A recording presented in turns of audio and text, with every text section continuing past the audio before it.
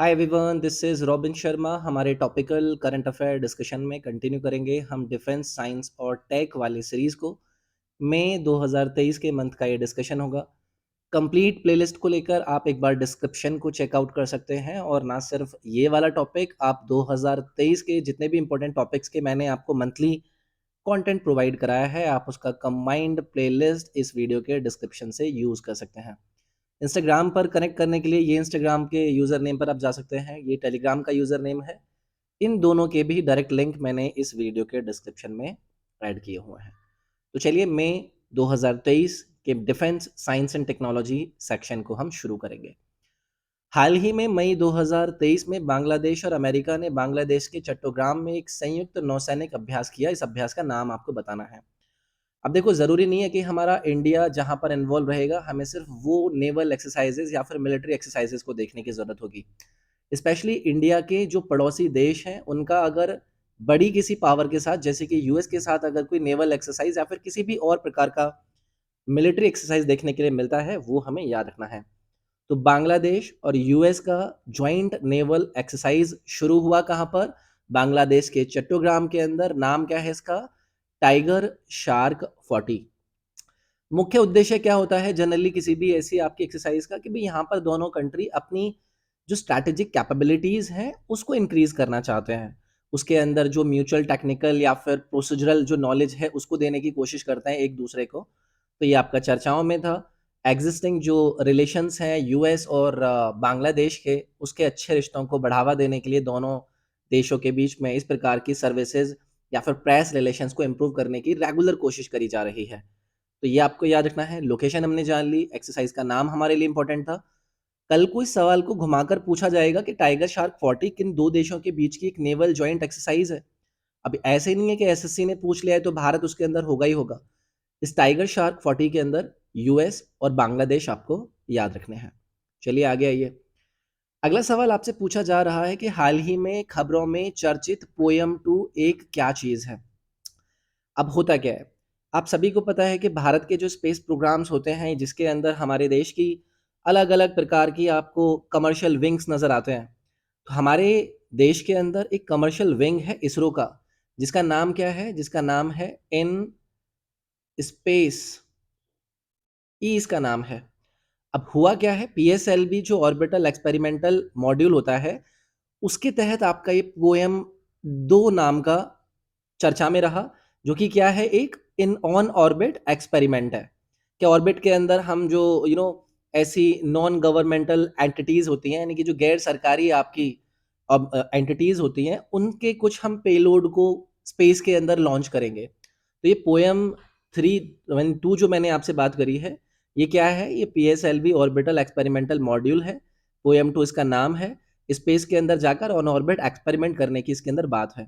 तो हमारे देश के जो टेक्निकल डायरेक्टर जनरल हैं आपके इस इन स्पेस के, उनका नाम क्या है? इनका नाम भी याद रख लीजिएगा आप, राजीव ज्योति। इन्होंने इसको हरी झंडी दी थी। इन्होंने इसके अंदर जो गैर सरकारी या फिर नॉन गवर्नमेंटल एंटिटीज हैं, उनके 7 पेलोड्स को इस एक्सपेरिमेंट के थ्रू इंप्लीमेंट करने की कोशिश करी। तो इसमें से ऑप्शन आपका कौन सा करेक्ट हो जाएगा कि ये आपका ऑर्बिटल एक्सपेरिमेंटल मॉड्यूल है, यानी कि कक्षीय प्रायोगिक मॉड्यूल है।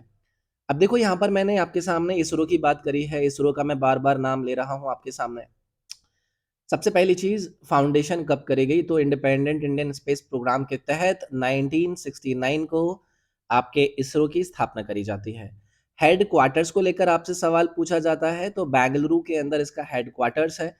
किसके अंतर्गत ये आपका काम करता है? तो डिपार्टमेंट ऑफ स्पेस के अंतर्गत आपका ये इसरो काम करता हुआ नजर आता है। करंट चेयरमैन कौन है? बार बार आपके एसएससी वाले पूछते हैं। एस सोमनाथ जी करंट चेयरमैन आपको इसरो के नजर आते हैं। याद रखिएगा, अच्छे सवाल होते हैं ये।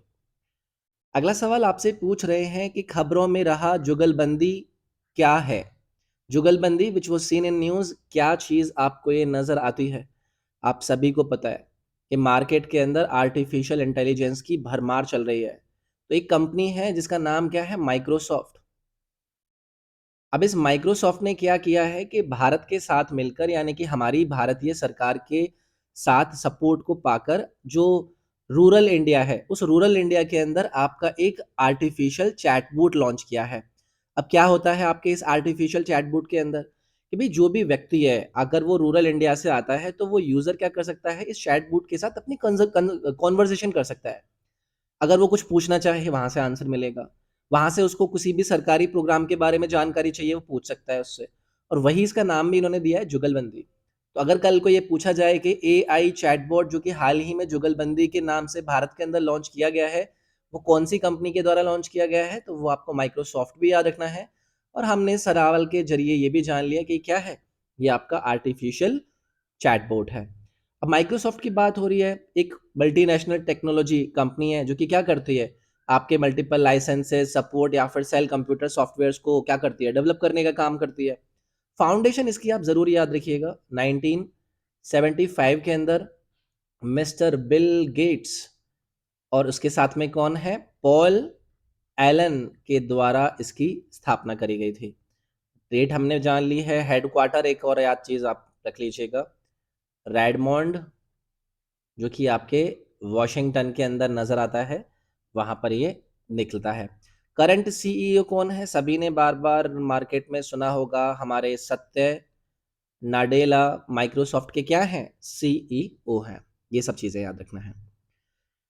अगला सवाल आपसे पूछ रहे हैं कि मई 2023 में इसरो ने एक नया नेविगेशन उपग्रह लॉन्च किया है, नाम बता दीजिए।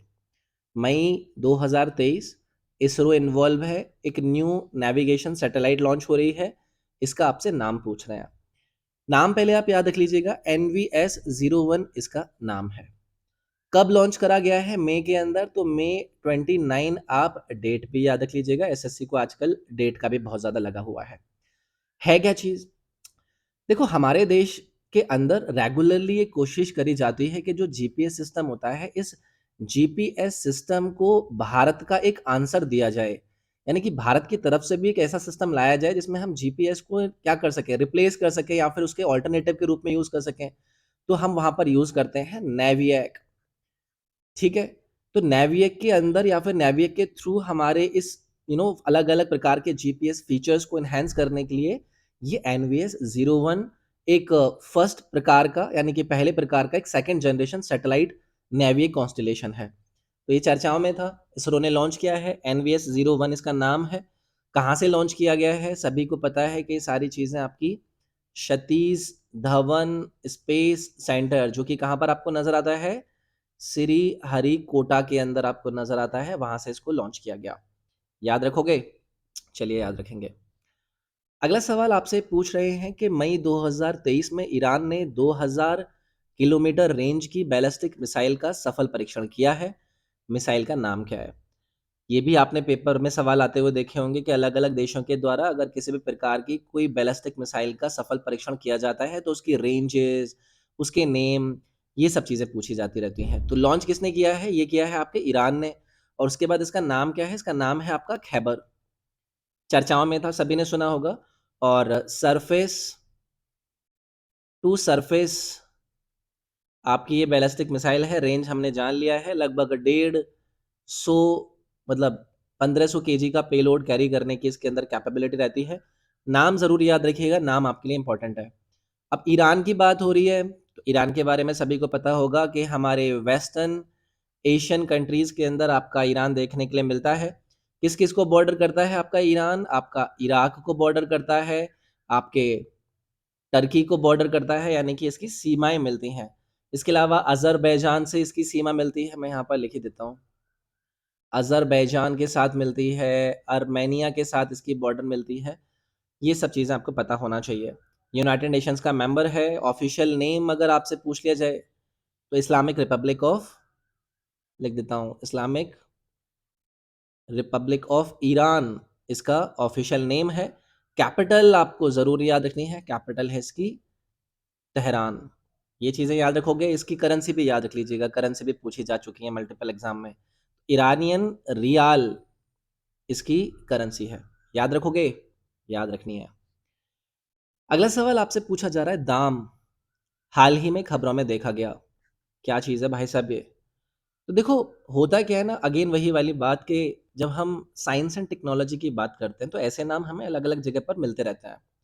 ये क्या है? ये आपका एक वायरस है। पहली चीज़ तो आप ये याद रखिएगा। ये कौन-सा वायरस है? वो वाला वायरस नहीं है जो कि बायोलॉजिकल वायरस होते हैं। ये आपका एक ऐसा वायरस है जो कि एंड्रॉइड फ़ोन्स के अंदर आपकी हिस्ट्री को रीड कर लेता है या फिर जो आपके कॉल रिकॉर्ड्स होते हैं, उसको रीड कर लेता है। तो ये वायरस के फॉर्म में आपको मार्केट के अंदर देखने के लिए मिल रहा है, जो कि बाईपास एंटीवायरस प्रोग्राम और डेवलपिंग रैनसमवेयर के तरीके से देखा जा रहा है। तो ये कुछ-कुछ चीज़ें हैं, याद रखिएगा। अगर हम यहाँ पर देखो वायरस की इसके तरीके की बात कर रहे हैं, तो हमारे देश के अंदर एक आपको टीम नज़र आती है, जिसको हम बोलते हैं सर्ट-इन। ये सर्ट-इन क्या है? ये इंडियन में लिख देता हूँ, Indian computer emergency response team है। अब हमारे देश के अंदर अगर कोई भी आपको ऐसे कुछ हरकतें नज़र आती हैं, तो ये एक नेशनल एजेंसी है, जो कि साइबर सिक्योरिटी और उससे संबंधित जो भी रिस्पॉन्सेज़ हैं, उनको कोऑर्डिनेट करने के लिए साइबर इंसिडेंट से संबंधित भारत के अंदर काम करती है। मिनिस्ट्री ऑफ इलेक्ट्रॉनिक्स और इन्फॉर्मेशन टेक्नोलॉजी के तहत ये काम करती है। स्थापना इसकी कब करी गई थी? 2004 के अंदर करी गई थी। तो ये चीज़ें आपको याद रखनी है, ये भी अच्छा सवाल था। दाम इसका नाम था, वायरस है ये। अगला सवाल आपसे पूछा जा रहा है कि मई 2023 में भारतीय नौसेना की छठी और अंतिम कलवरी श्रेणी की पनडुब्बी बागशीर का समुद्री परीक्षण शुरू हुआ। यह किसके द्वारा बनवाया गया है? अब देखो ज़रूरी नहीं है कि सवाल डिट्टो आपसे ये पूछ लिया जाए। पहली चीज़, नाम क्या है इसका? नाम है इसका वागशीर। क्या है ये आपका?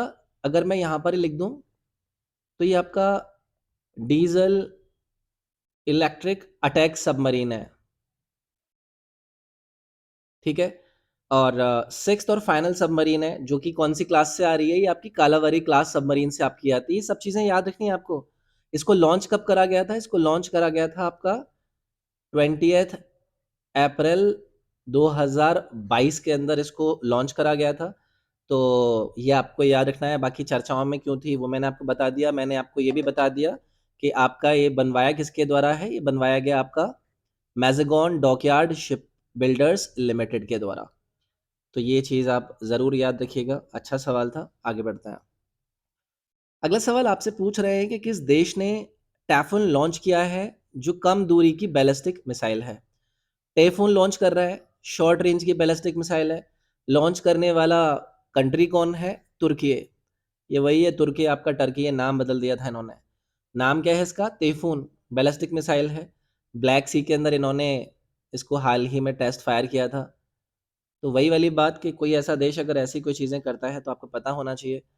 तुर्की की बात हो रही है, प्रेसिडेंट के बारे में पता होना चाहिए, चर्चा में रहता है ये आदमी, रिसेप तैयब एर्दोगन। इंडिया के बारे में कुछ-कुछ टिप्पणी करता रहता है ये आपका। कैपिटल के बारे में पूछा जाए, अंकारा, ठीक है? अंकारा इज़ द कैपिटल है और करेंसी आपको याद रखना है, टर्किश लीरा। ये सारी चीज़ें याद रखनी है आपको एक्स्ट्रा में।